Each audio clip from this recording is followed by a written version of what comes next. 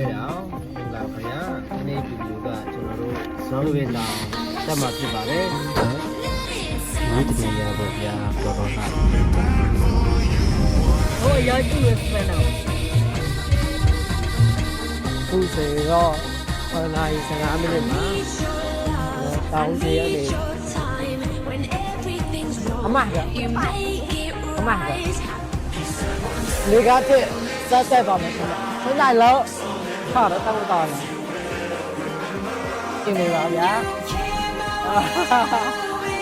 တင်တောင်းဖို့တော့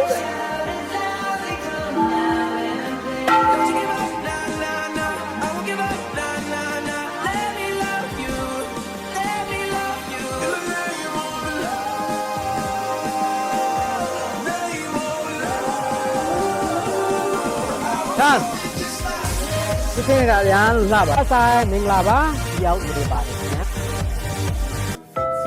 ကိုပါစောပင်တော်ကနေကြောက်ကလပ်ပြားလာနေနေရဗျာရင်းနှီးဘူးပါခင်ဗျာရင်းနှီးဘူးကတောင်းပေါ်အကျဲကွာအကျဲပဲ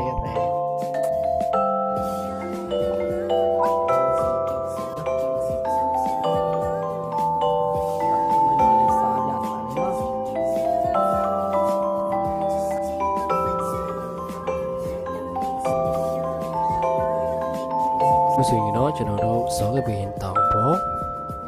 မြင်ရပါဗ